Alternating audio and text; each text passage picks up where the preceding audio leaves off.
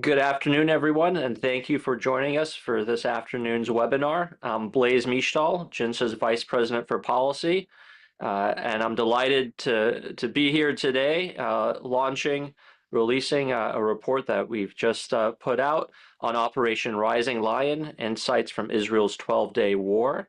I'm honored to be joined by the co-authors of the report, General Chuck Wald, former Deputy Commander of European Command, Vice Admiral Mark Fox, former Deputy Commander of Central Command, CENTCOM, and Lieutenant General Robert Ashley, former Director of the Defense Intelligence Agency. Good afternoon to you all, gentlemen. Uh, as you all know, Operation Rising Lion was Israel's campaign in June to over 12 days target and degrade Iran's air defenses, nuclear program, and ballistic missile manufacturing and launch capabilities.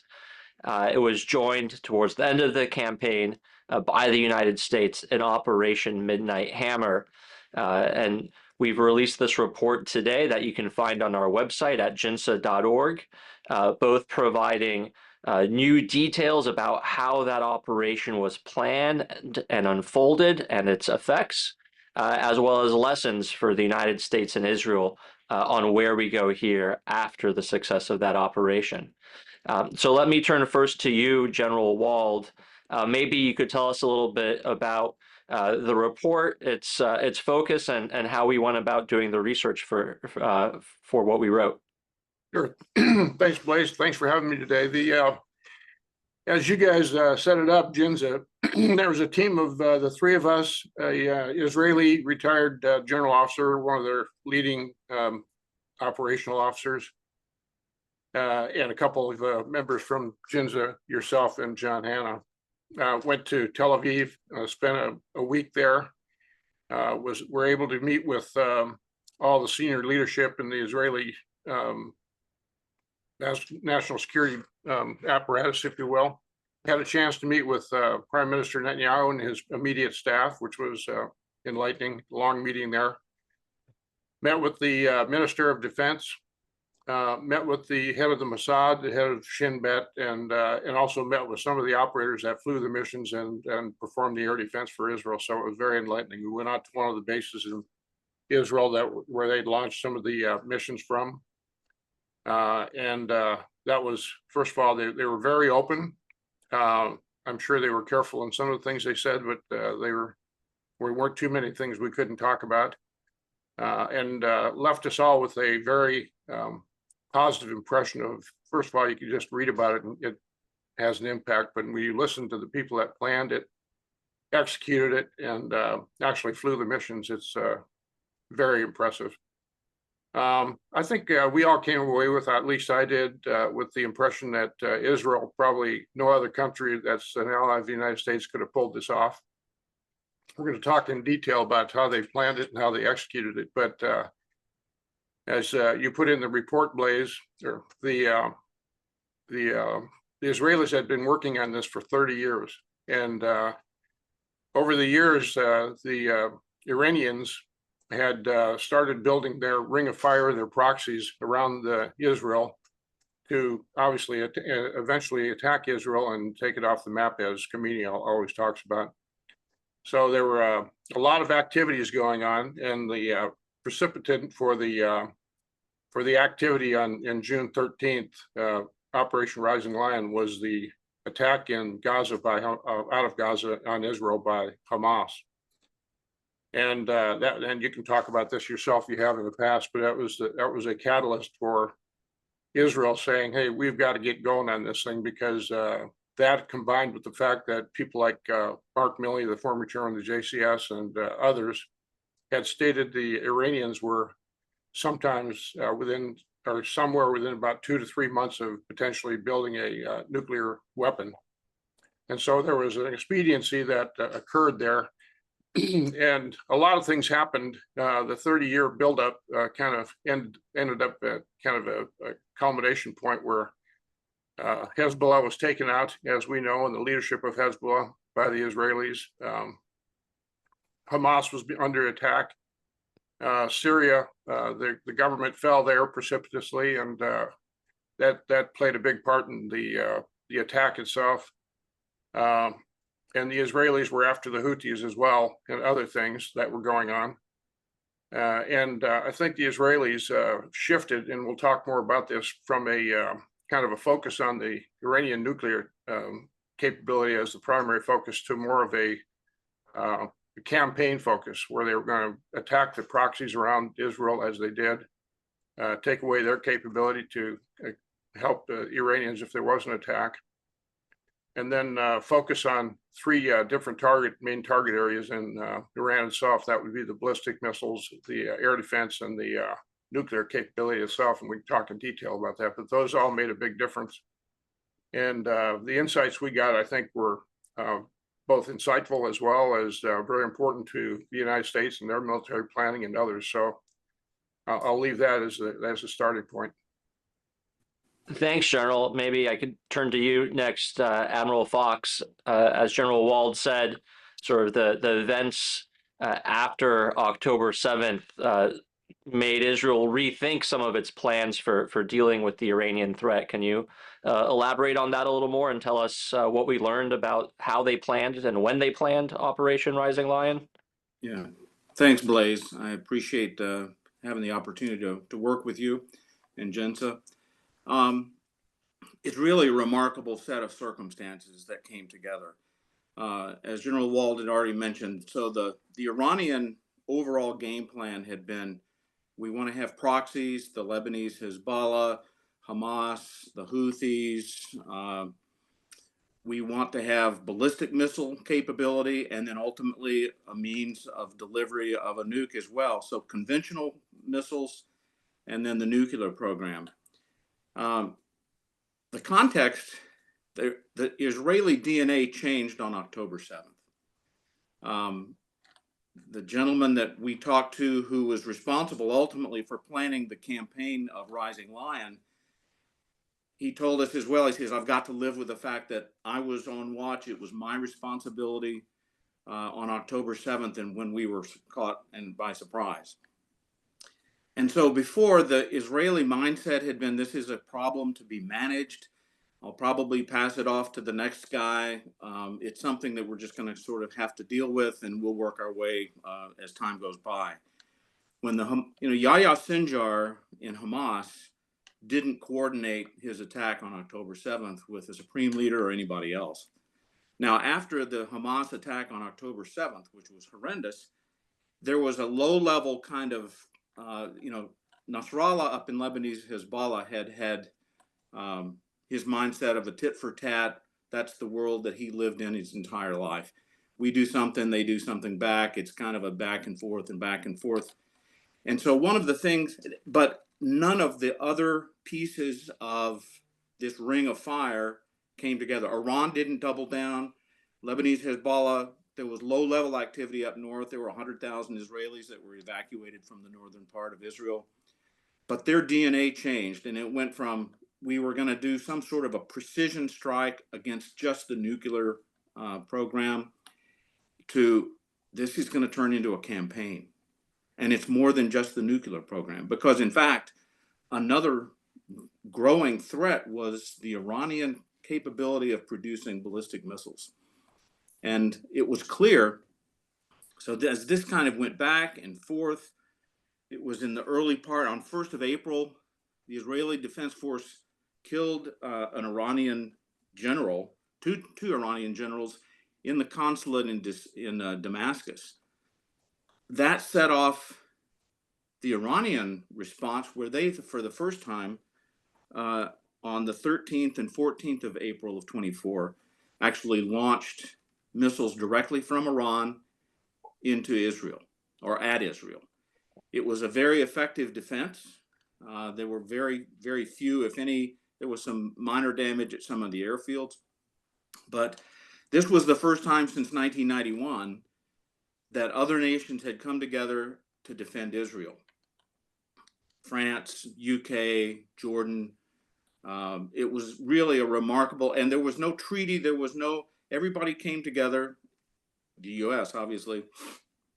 And so now this set in motion the Iranian attack was completely ineffective. As time goes on, later there's the pager attack in September, and then Nasrallah and Lebanese Hezbollah was killed at the end of September. And then Iran launches another wave of ballistic missiles in October of 24. And then this is when Israel now comes back, and they took out the S-300. And they were going after some other targets. So there was this slow, actually over time, it was relatively rapid, but it was hard to really appreciate what was going on until you're able to kind of look back at it. But the Israelis were realizing now that they were able to shape the battle space. And as General Wald just mentioned, in December of last year, the Assad regime fell in Syria, and that opened up an airspace corridor straight to Tehran. So those are the kind of the context of how we got there. And this campaign, it was put together and planned, and it evolved all the way up until the time that they executed it in June. A couple of key points I think to remember. One was the movement or the administrative change of Israel being part of the Central Command area of responsibility from EUCOM. Seems like just an administrative thing, but it gave the opportunity for CENTCOM and the Israeli Defense Force to truly work together. And I think it's difficult to overstate how important that was. And it's a good thing for going forward, especially as you look at how after the Abraham Accords, and perhaps the Saudis will join in due course if you hear, listen to President Trump. But the regional integration, especially in defense terms, is something that we've been working on for a very long time. Thanks, Admiral. General Wald, if I could just come back to you quickly, because you were also the Air Force component commander for Central Command, and you during 9/11, and you planned the air war over Afghanistan and the immediate aftermath of 9/11. So what does it take to plan an air war and to do something like Operation Rising Lion in a matter of 6 months? It seems like the Israelis sort of threw out the old plans and put together a whole new campaign plan. How easy is that? It's not easy. I mean, it takes a lot of work, and that's a lot of shifting from the emphasis they put on the training and planning and all the previous effort they had put into this. So first of all, really, really impressive military officers, and all the way from the operators to the intel to the leadership itself. So very, very, I'm sure October 7th really focused them, but on the other hand, that's a big shift. And it appears that from what we could gather, the entire military was on board with this process. And in talking to some of the air chief, for example, in Israel, he was talking about the hours they had spent practicing and training in advance of this mission. Some of the, and looking at the kind of the minutiae here, but the pilots were flying all the time, 4.5, 5-hour missions, and sometimes twice a day. That's 10 hours in the airplane. That doesn't count getting ready and getting not ready at the end of this thing. So these are pretty long missions, arduous missions. The effort I think that probably the most interesting part, which is the hardest part to talk about, we got into it a little bit. We can talk about most of it, but and Bob Ashley can talk about this. But the intelligence prep for this thing was magnificent. That had been going on for 30 years, but it really, really was impressive what they did inside Iran, inside Lebanon, and other places to find out where where the leadership was. And I think Bob's going to talk about this in a minute, but just the intelligence application of the intelligence force in Israel was as good as I've ever seen. Matter of fact, the whole mission is as good as I've ever seen. But to shift that and then there wasn't any real practice of this. You don't go out there and fly long range missions through wherever it is to practice because of operational security. So the first time they really flew this mission was the first time they really flew this mission. And then it's complex when you start adding in the United States came in toward the middle to the end of this thing. The fact that U.S. Air Force Central Command and the Israelis had officers both in the headquarters at Shah Air Force Base for the U.S. and in Tel Aviv for the Israelis that were coordinating real time continuously with the same air picture, which is unheard of, really shows the first of all the professionalism and the commitment both Israel and the United States have in this. But it is, as I've said before, I'm sure many other people believe this, but this is going to go down in history as one of the greatest operations ever. Thanks. So maybe General Ashley, maybe you could pick up on that segue that General Wald gave you, and maybe talk a little bit first about the intelligence that Israel needed to be able to pull this off.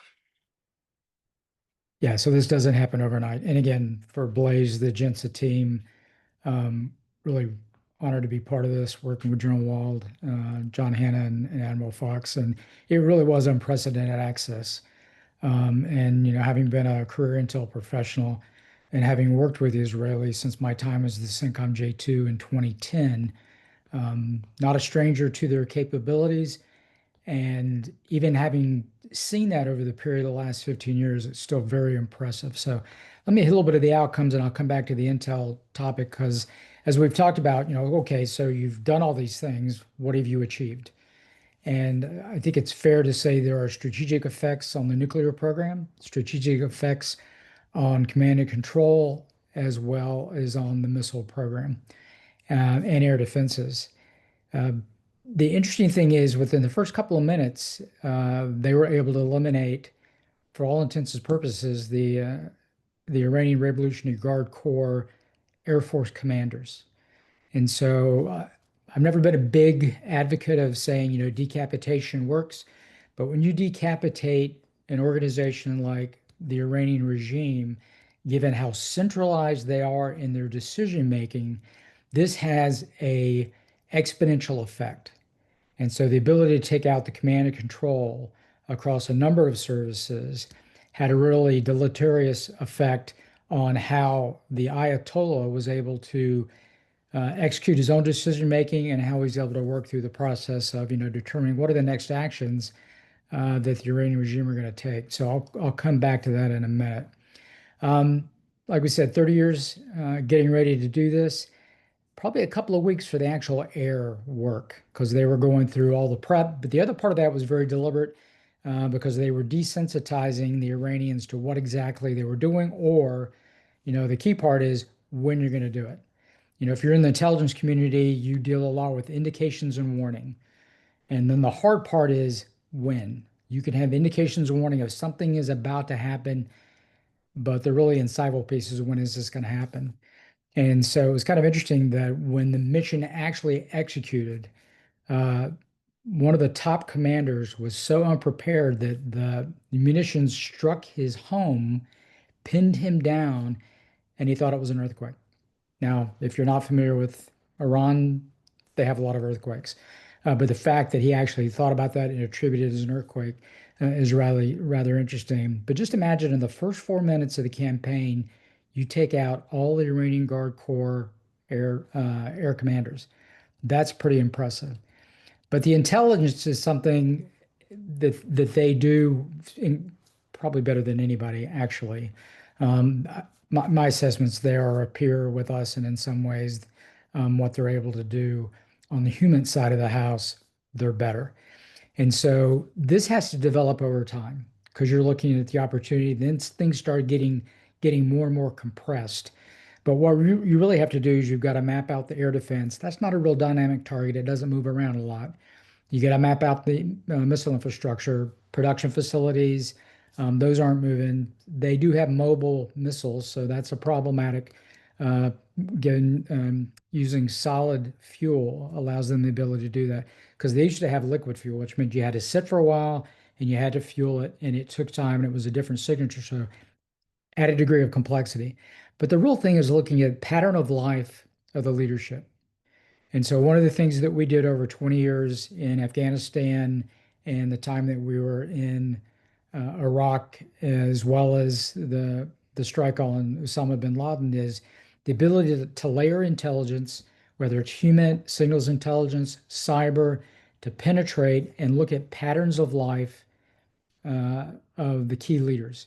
And so again, back to within the early hours, excuse me, within the early minutes of the strike, you've taken out most of the senior leaders from the defense, and you've taken out a number of the nuclear scientists. And so in total, the rough number we have is probably around 30 in terms of who they were able to eliminate.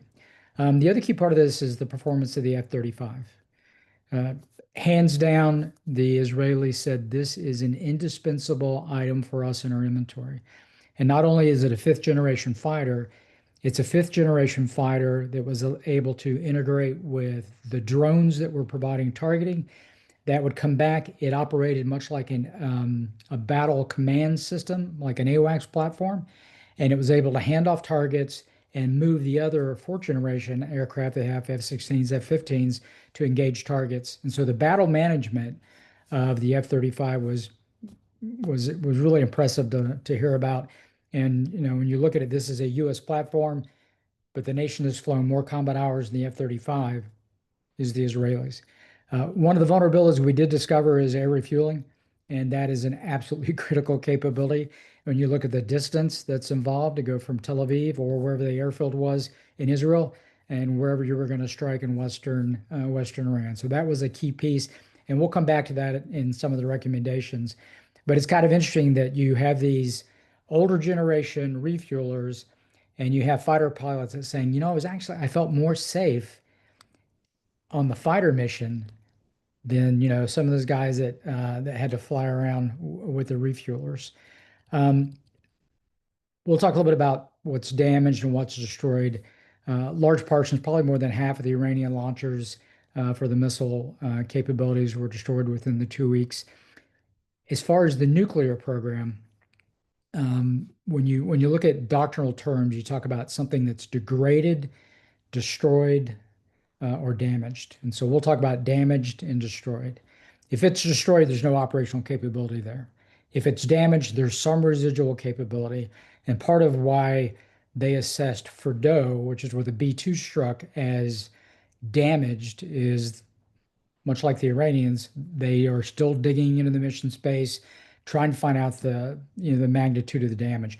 But if you look at the conversion facility, the enrichments at Natanz and Esfahan, those are assessed as being destroyed. Fordo, because of the deep mission space, as best they could determine, was being estimated as damaged. And so that's what we got from the Israelis in terms of the details of that. So clearly more information is going to be coming out as we get a better sense of that. And then the other thing is they still possess about 400 kilograms of the 60% highly enriched uranium.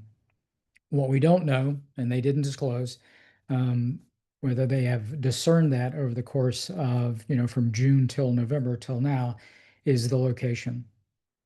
And the IAEA, the International Atomic Energy Agency, who has been on the ground, has not been able to get access. They are unsure where that is. And the Israelis did not disclose that to us as well. So I think that may still be a due out, but they may have closed that intel gap in the interim. The other part is the psychological effect. So I alluded to the fact that you have the supreme leader has this tier of leaders, his seniors, that he has been working with for years, that he has trust in. And that's a big thing. They've all been eliminated. And so part of what they relayed to us from the meetings we had was a level of depression and inability to make decisions after the beginning of the war and the impact that took place. The other thing that relayed to us was the intent was not to engage in regime change, but really to break their spirit. So just imagine if you have the military leadership that's telling the Ayatollah that Israel's not a threat, we can deal with any of these things that come in, and then this all falls apart where the Ayatollah is. And then so the other part of that is when you really think in regime change, and we can go into this in the Q&A, this is really something that is up for the Iranian people.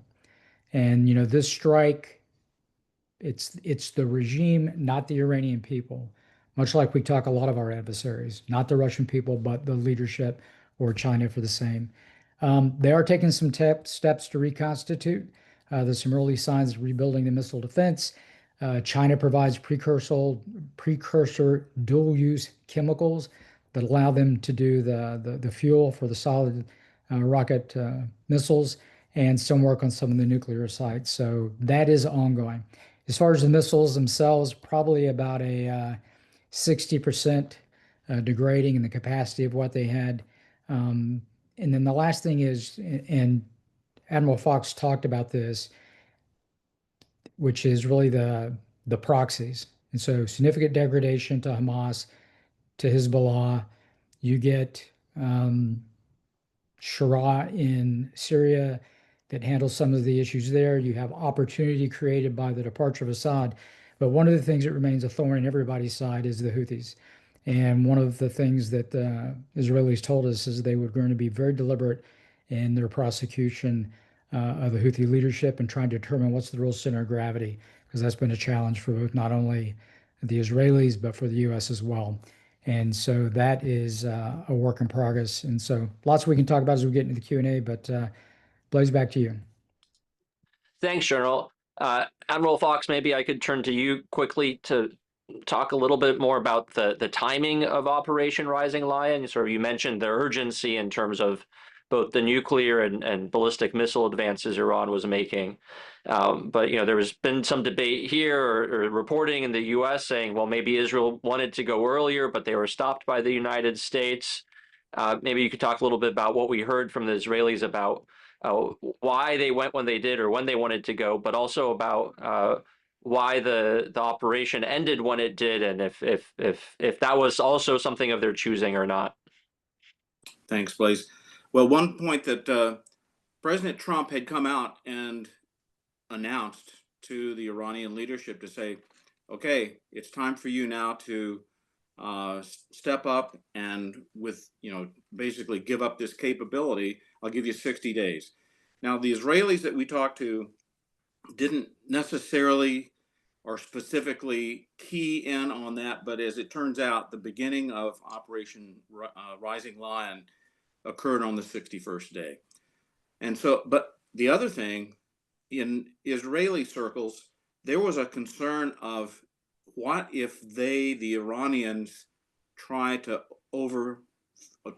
flood our defenses before we're really capable of executing this campaign. So they had a sense of urgency as the campaign approached, and they were also they weren't explicit, but they were developing capabilities right up until the very last minute. And I'm not sure if it was weapons, if it was cyber, but this all came together very, very rapidly right at the very end. And as General Wald had mentioned, you don't just go out there with a huge package to do a 1,000-mile strike and turn around and come back without somebody noticing. So they flew this the way that they had planned it, but they hadn't done a whole lot of exercising per se. The other piece of this, though, when the Assyrian regime fell in December, and the Israelis didn't take any credit for the fall of the Assad regime, it just so happened that was when the rebels had pushed all their way into Damascus. So the Israelis went ahead and said, okay, well, we're going to eliminate any air defense capability that's in Syria. There were no Syrian air defense people left from the Assad regime, but just to make sure, they went ahead and knocked out all of the air defense capability that was kind of residual. And then they established air superiority over Tehran. They had UAVs, they had long-range strike, and for 12 days, they established air superiority with real-time targeting to kind of echo a bit of the importance of the F-35. It's just this incredible sensor that soaks up electrons and talks to the other F-35s and then can triangulate and say, here is weapons quality coordinates of where that emitter is. So all of the Israeli air crew that we talked to were, it was basically, don't leave home without an F-35, because they are the ones that can give you real-time information. And they were kind of, as earlier said, kind of the quarterback of all of this. So it evolved and was developed, I think, all the way up until they walked out to the airplanes. And as has been already mentioned, it's an impressive military operation, and they were tanking off of 60-year-old Boeing 747s called Ram, which held up pretty well, but they needed the gas in the air over Syria, and they went all the way to and from Israel with to and from Tehran with incredible capabilities and results. It's just really hard, having done this before, and the Great Scud Hunt of 1991, or the opening strike of Iraqi freedom in 2003. This is an entire new level of capability and operational excellence. Thank you. General Ashley, you wanted to jump in? Yeah, a couple points, please. Thanks. One is the timing. So earlier in the year, again, given the sheer prowess of their intelligence capabilities, they became witting of some efforts that was tied into looking at a couple different options to how to build a weapon, whether that was a fusion or a fission course of action. And so as they became witting of something that was much more tangible than speculation of designs of taking 60%, there was actually work being done, that the fatwa has not been rescinded from 2003, where the Ayatollah says a nuclear weapon is un-Islamic. There is a small team that's doing that, and the Israelis become witting of that. So that's another accelerant to why they were going to strike as quickly as they did. The other part is, we talk about the missile program, but it was about to go on an industrial footing where they were going to significantly increase the amount of missiles in the production, back to General Wald and Admiral Fox's comments, to get to such a level of capacity that could overwhelm the layered air defenses, which include U.S. capabilities that are able to defend Israel. And we can talk a little bit about some of that layered defense as well. Thank you. So, General Wald, maybe I could ask you where we go from here. We've had this tremendous Israeli operational success and U.S. as well with Midnight Hammer that achieved strategic effects, but Iran still retains some capabilities and is trying to reconstitute others. So how do we build on the successes of Rising Lion, and what lessons do we learn from it? Yeah, I think the big lesson learned is that this is not a one and done deal. The Iranians have demonstrated, at least the leadership, the Ayatollah, that his goal in life is to eliminate Israel from the face of the earth, and so they won't stop.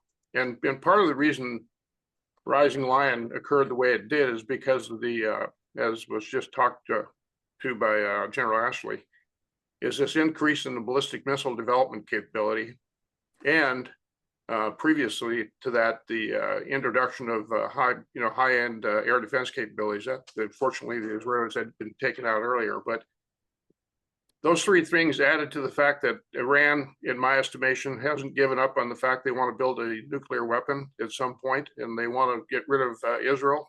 I think the first thing we need to do is continue to plan together as allies, primarily the United States and Israel.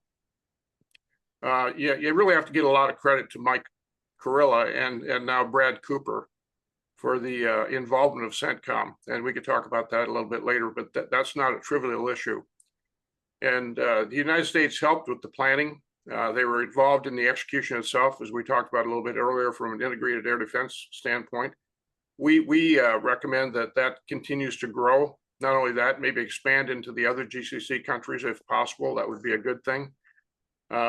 We need to do more joint research and development of future weapon systems. The Iron Beam that was alluded to, the laser weapon, for a lot of reasons, is really important. It'll be important to us if we ever get Golden Dome in the United States.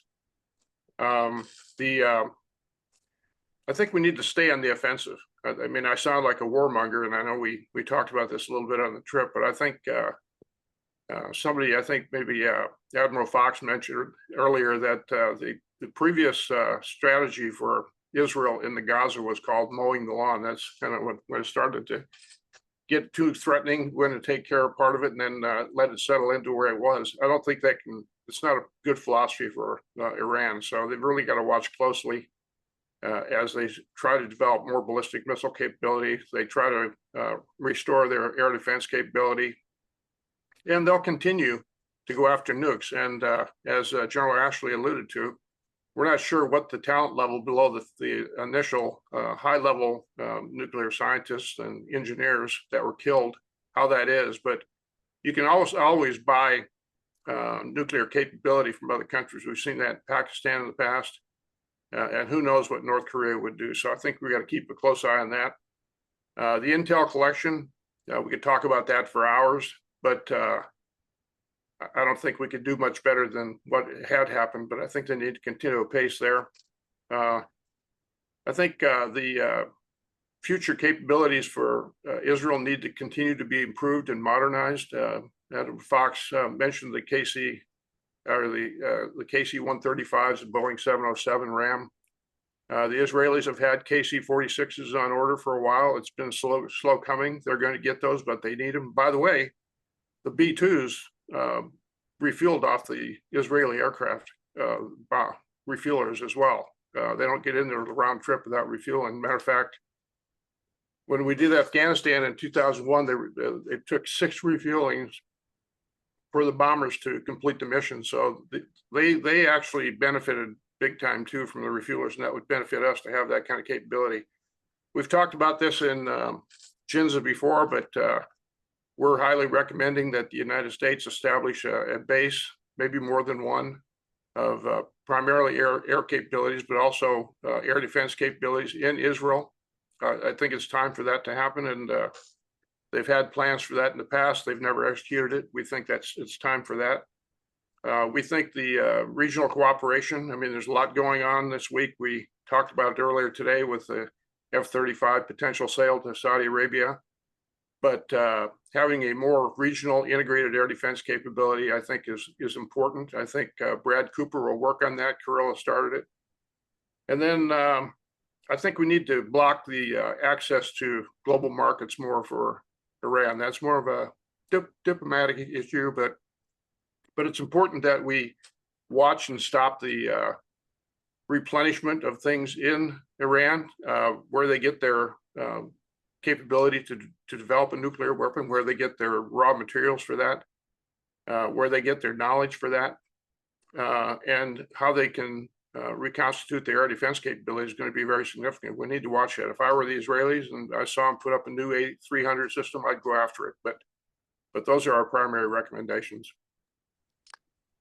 Thanks, General. So let me say that we're happy to take questions from the audience. So if you do have anything you want to ask any of the panelists, please type it in to the Q&A feature in Zoom, and then I'll read it out. But in the meantime, maybe I could ask all 3 of you what that we heard during our trip either most surprised you or most impressed you or most stood out to you about Israel's Operation Rising Lion. I can start on that. Sure. I think that 2 things really struck me, and one is and General Ashley talked about this a minute ago, is the human intelligence they had inside Iran to where the leadership was. And General Ashley can talk about this, that's his profession, but that to me that's going to be a movie in itself. And just the fact that they flew, I don't know, 2,000 sorties or so, and over 1,000 miles on these sorties with all types of aircraft, some very old, some very new, and didn't have one glitch, didn't have one abort, they didn't have one aircraft crash, didn't have anybody shot down. That is overwhelming. Got to be to bother the Iranians a lot that they're that weak, but it's primarily the Israelis are that good. I would just add on, they were they were much more effective offensively, I think, than anybody would have expected at that range over that duration to create essentially air superiority, supremacy in some cases over Tehran. And they were much better defensively writ large in terms of being able to handle the large numbers of ballistic missiles, and drones and land attack cruise missiles and so forth that were launched against them. So they were better offensively. They were very, very good defensively. The other thing that really impressed me was how the criticality of the American election was right in the middle of this 2024 period of time, where when the new administration was announced and it's coming back, the Trump administration, there was a change in terms of their awareness of what they thought that they would be able to get a green light from in terms of the U.S. administration. And that was very evident that they understood they were kind of limited in ways if the U.S. wouldn't support them. And there was a green light that was given pretty late in the game of the 12-day campaign for the B-2 strikes. But they were going forward, and they knew if they were successful, then that would incentivize or create more appetite to go, yeah, they really are on their game, and it's something that should be supported. Finally, there's a new level of U.S. credibility in the region in terms of our backing up what we say. We've had 4 presidents in a row who said Iran must not have a nuclear weapon. And we took definitive action with Midnight Hammer to make that true. General Ashley? I'll try to remember all 3 of these, but 3 points. One back to General Walden talking about the intelligence. It is one thing in real time to track a single high value target. Imagine tracking about 30. Matter of fact, they even had one of the targets move during flight en route, and they were able to reacquire the target and take it out. So it's one thing to do it for one high value individual. It's incredible to do it across 30. The other part is allies and partners. This is a close relationship that we've maintained going back to 1948, to the birth of Israel. And because it's a close relationship, because we train together, because we have an incredibly robust intelligence sharing relationship, there wasn't a whole lot of learning that had to happen, and there weren't relationships that had to be built because they were already there. Matter of fact, I can't remember what it was. There was a phrase they had, and I think we put it in the paper, Blaze, it something about during the planning and then brothers in combat or something along those lines that kind of highlighted that. And then the last part is, I think it was a point the Israelis made about, there's been this discussion of pivot to the Pacific. And, is this because you've had 2 problematic wars in Iraq and Afghanistan, and so now you're just kind of abandoning the area? And even the Israelis made the comment is, if, depending to the degree that the U.S. wants to reinvest in other parts of the world, they do it from a position of strength now based on the commitments that they've made. And I think that's important. And the last piece was in the recommendations with General Wald is, if you go back and look at some of the congressional language that's happening, it came out in 24, I think, is the Disrupt Act.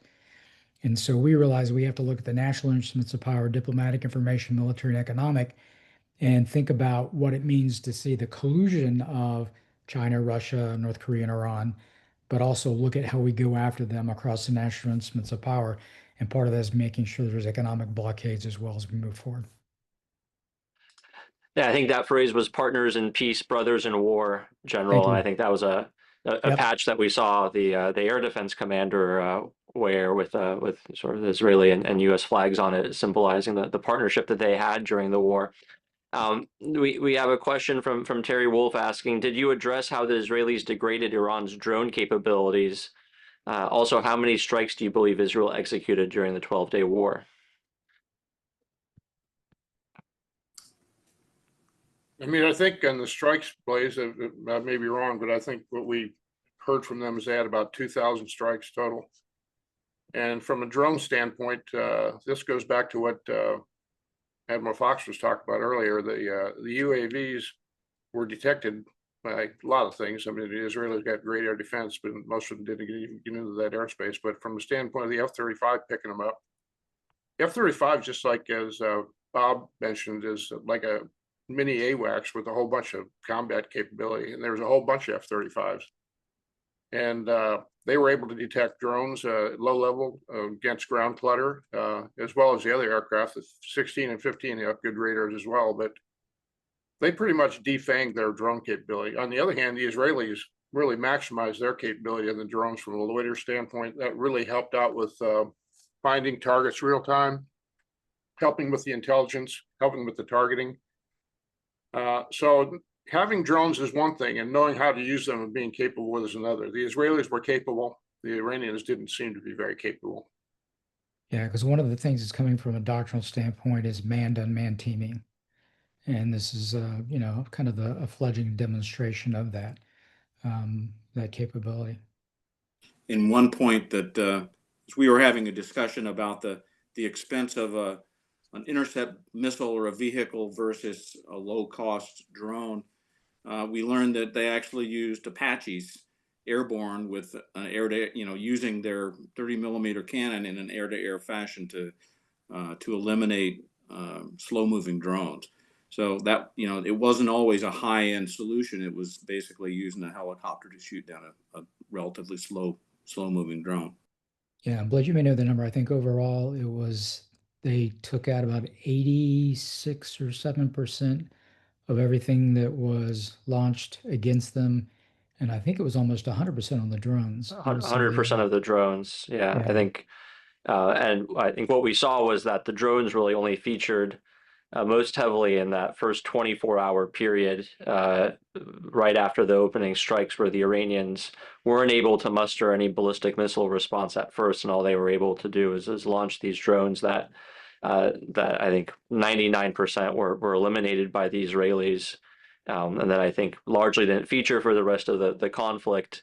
It wasn't really a threat that the Israelis seemed to talk as much about, because I think they thought they had it mostly under control. But they were also, I think, able with their own drones and persistent ISR, they were able to hunt and find most of the capabilities inside of Iran and prevent further launches going afterwards. I'm sorry, go ahead. No, go ahead, General. I was just going to say, since General Wald and Admiral Fox are fighter pilots, I think one of the things that I'm sure you found interesting was, one, they started to make sure that the airfields were not usable because they were afraid the Israelis were going to come in and land on the airfields. And the other is when the Iranian aircraft scrambled, they flew east away from the Israeli and they did fighters, and they didn't engage at all.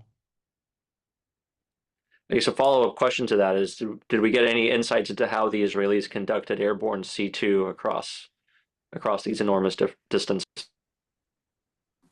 Well, I mean, I think the inside, and Bob can talk about this too, but the F-35. First of all, they had a very well manned and highly talented air operations center, and it was augmented by U.S. forces as well. And the air pictures between the Israelis and the United States were shared real time, which I've never heard of that before anyplace. So over the last several years, the U.S. military has worked very hard on integrated air defense and combined air operations. And that lesson was not lost on anybody. So I'm sure CENTCOM was a big part of helping with the Israelis with that over time, to the point where they're really capable. And all the different sensors that are on these aircraft. It's, the F-35 alone, each aircraft has 25 million lines of code. I mean, it's a flying A1 platform, as they would say in the Department of Education. But it's very impressive. They've trained together. The pictures are highly sophisticated, using all different types of space assets and anything airborne. And it's integrated. So unless you see it, you can't appreciate it. Yeah, I mean, the KAOC operations are just phenomenal. And the other part of that is one of the key things you do with key allies and partners is you forward deploy LNOs. And so you have LNOs that are at the KAOC in Al Udeid. In Qatar, you have LNOs that are in Tampa, Florida. And so you have real-time situational awareness across, all the domains of where you're operating. And that was integral, and it was demonstrated. But to General Wald's point, unless you've actually seen an air picture, Oh my gosh, that is, I don't know how they manage all that. It's amazing. Yeah, no, I would add to that. I guarantee you the Iranians have nothing like that. They're just not that sophisticated. I was also struck, there is no such thing as a single mission capable airplane in the Israeli Air Force. They were using F-15Cs, which are traditionally in our vernacular pure air to air. They were using F-15Cs to deliver ordnance. No doubt JDAMs or some sort of precision weapons, but I was very, everything is a multi-task, multi-capable platform. And then the other part, which I'd ask our fighter pilots talk about is, everybody loves the movie Maverick. So he's not obsolete yet, and neither are the Israeli pilots, because that's a big differentiator as you look at selling F-35s to other nations. Yeah, there's no doubt about it. The Israelis are, they tell a story about the early days of Lebanon when the Israelis, I think it was I can't remember which war it was, one of the early wars where they were flying over the Bekaa Valley, and the Lebanese were so afraid of the Israeli pilots they'd eject before they even come in contact with them. So I think the kill ratio on that one was something like 90 to nothing. So they know how to. Meritocracy is a big word in the Israeli Air Force, yeah, and military writ large. And just on the C2 question really quickly, in addition to the capabilities of the F-35, my understanding is the Israelis do have an AWACS-like platform that they were flying, not in Iranian airspace, but nearby that aided with that as well. An additional question we have is whether the U.S. should try to take Iran's leadership out. You mean what's left of it? Indeed. Unless you're talking about the taking out the leadership at the top level, I would leave that to the politicians for that. Yeah, part of what when we talked about the regime change as a topic, and they made the comment about breaking spirits, it is possible to try to create the conditions that make such regimes fragile, but ultimately a decision for who's going to run Iran is going to be with the Iranian people. And you can see the level of pressure now. President Pezeshkian is reaching out through the Saudis. It was in the press in the last 24 hours that he would like to get back to the negotiating table with the Americans. And so the Iranians feel pressurized. The question is the degree to which the Iranian people feel that this is an opportunity for them in the coming months and years. Maybe we could just touch on a slightly broader piece of this that seems to be emerging, which is Iran not just as a regional threat, but as part of a broader global network. I think I've been to Israel a lot, and I've heard a lot of Americans talk to the Israelis about China, China, China.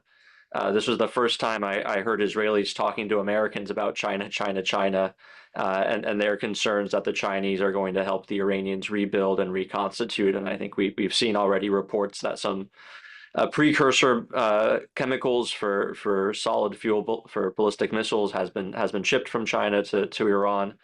How does Iran figure into the broader global challenges facing the United States, and how do we deal with that relationship with China?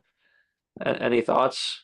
I'm going to let the other guys talk about this, but I just want to make one comment, and that's the fact that this activity led by the Israelis and added to by the U.S.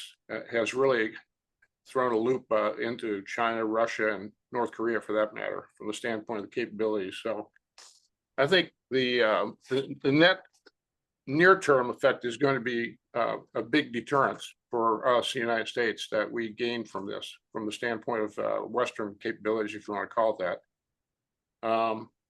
I think the Chinese are already trying to help the Iranians. I think the Russians already have. Whether they've got enough assets to help them anymore, I don't know. What worries me is the Pakistan nuke, scenario where somebody gives the Iranians the capability to get to an end state, and I would leave that up to Bob and Mark. But I think the near term effect is going to be a deterrent effect. I think it's going to put a lot of pause into both the Russians, Chinese, and the Iranians, of course, and North Koreans for that matter. And there'll be some scrambling, but I'm not sure what I could predict will happen.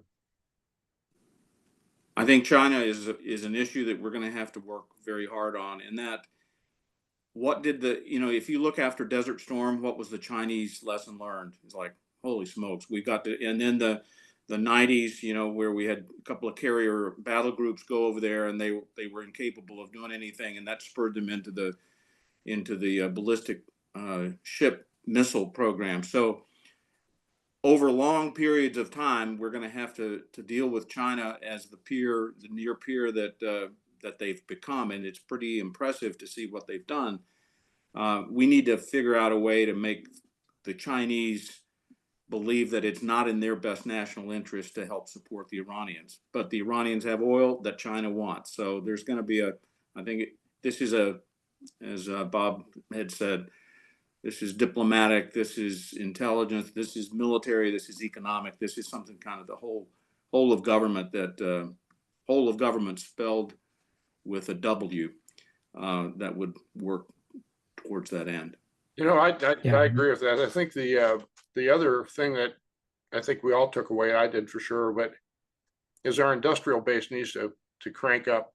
I mean, there's not that many weapons. Our THAAD inventory was 1/4 of is used in the defense of Israel, and munitions writ large. And we need to put more pre-positioned munitions in theater, and we need to start building things faster. And I think this would be a motivator for that. Yeah, the Chinese lead economically, and that's where their principal interest is in the Middle East. It's not as much military as it is economic. It's an opportunity to sell munitions and sell weapon systems. But I think probably about 20% of the Iranian oil goes out of the Gulf and toward China. So that is something they don't want to see that relationship broken. But if you look at, was it a meaningful relationship with the Chinese and the Russians and they came to the aid of the Iranians? No, they didn't. Clearly, the Russians are preoccupied. And the Chinese are also looking to have markets and availability across the Gulf cooperation states and close relationships with the Saudis and others. And our leverage and interest with the relationship with China is global. And so we have to look at the dynamics not only regionally, but globally.